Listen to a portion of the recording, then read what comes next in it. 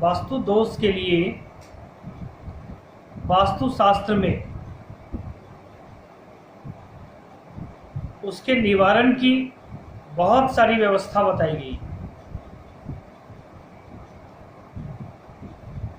जहां दोष का कोई समाधान का कोई विकल्प नहीं है, वहां तोड़ फोड़ ही एकमात्र विकल्प रह जाता है। शुरुआती दौर है, जब कोई बीमारी हमारे शरीर में शुरुआती दौर में होता है तो संयम और दवा से ठीक हो जाती है। शुरुआती दौर है और अर्थाभाव है और परेशानी शुरू हो गई है, तो इस परिस्थिति में वास्तुशास्त्र में वास्तु दोष के बहुत सारे विकल्प बताए गए।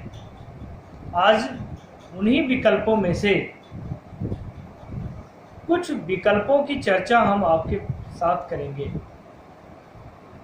आपसे आग्रह है, अंत तक बने रहकर आप वास्तु दोष समाधान के इस अद्भुत प्रयोग को आप देखेंगे। आपका जीवन फिर से नई ऊर्जाओं से ओतप्रोत होगा। फिर से आपको ऐसा लगेगा कि आपका जीवन आपकी डूबती हुई नैया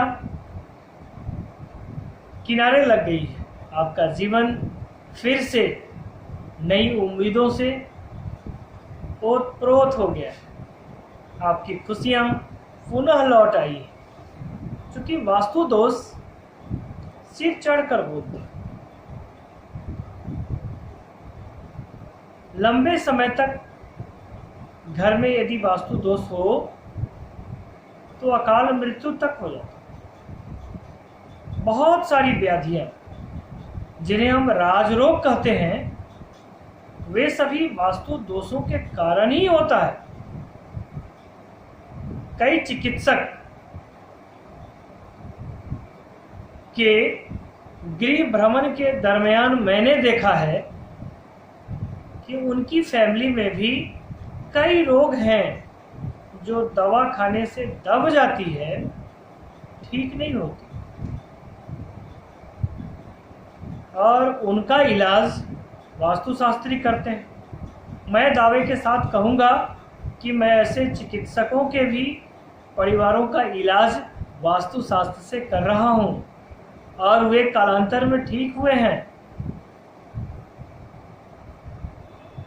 आज वास्तु समाधान के जिन विकल्पों पर मैं चर्चा कर रहा हूं, वह हनुमान जी का आशीर्वाद है।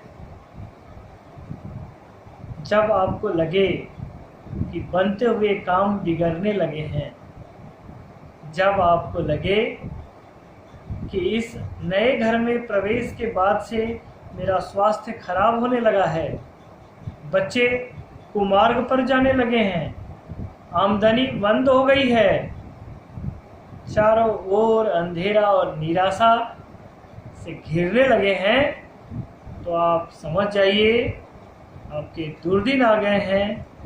वास्तु दोष आपके मकान में है। आप वास्तुशास्त्र के ज्ञाता हैं या नहीं हैं, यह संकेत ही काफी है। ऐसी परिस्थिति में जन साधारण के बीच में लोकप्रिय श्री राम के अनन्य भक्त भगवान हनुमान आपके वास्तु दोष को दूर करने में सहायक हो सकते हैं। आपको आशीर्वाद देकर के आपकी खुशियां पुनर्बहाल कर सकते हैं। कैसे? आइए इसको समझने का प्रयास करें। रामचरितमानस में एक दोहा है। ये दोहा है, आप लिख लीजिए अपनी कॉपी में।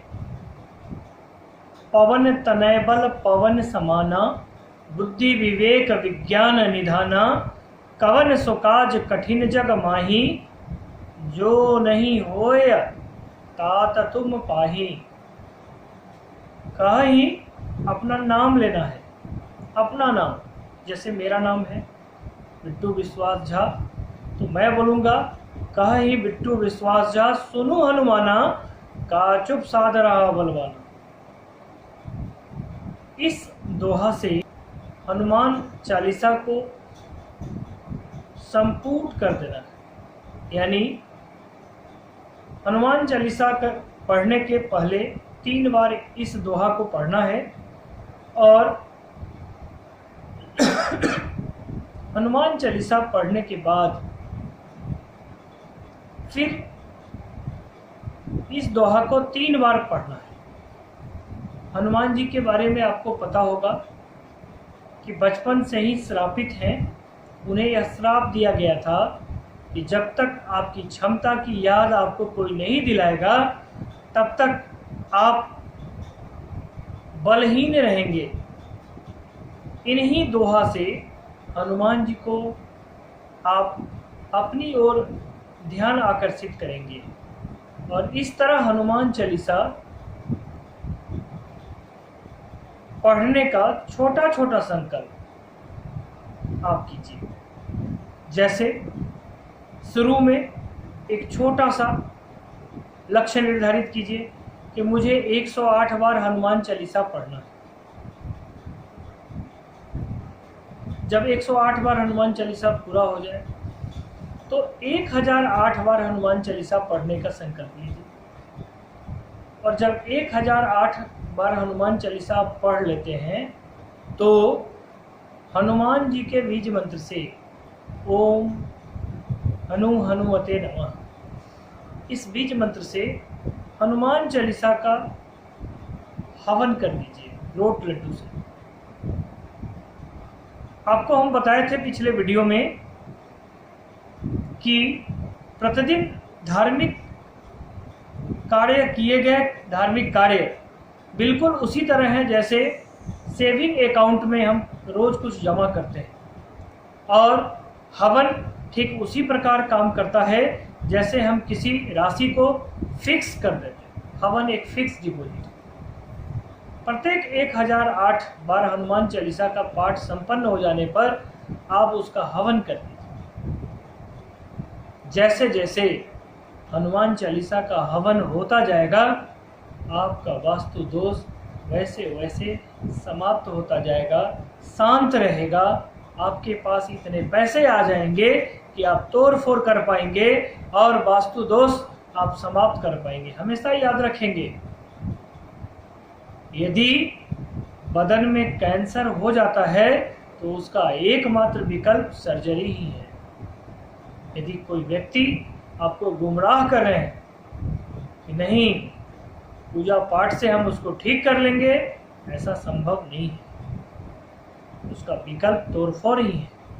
लेकिन जब तक हमारे पास अर्थ की बढ़ोतरी नहीं होती है, अर्थ की आमदनी नहीं होती है, तब तक भगवत भजन ही एकमात्र विकल्प है।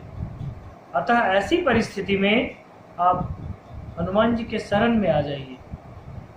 यदि आपने इसी क्रम में 1.25 लाख हनुमान चालीसा का पाठ करके और हवन कर दिया तो आपका तो बेड़ा पार लग गया। यदि यह संख्या 3 लाख, 5 लाख, 7 लाख और 11 लाख हो जाती है तो फिर वास्तु दोष आपका कुछ नहीं बिगाड़ता। जिसकी चिंता भगवान करते हैं उसका तो बेड़ा पार लग जाता है। आज एक बड़े रहस्य से आपको रूबरू कराया। ये वीडियो बहुत सुंदर है और बहुत लाभकारी है। आपसे आग्रह है अपने परिजनों तक इसको जरूर शेयर कीजिए।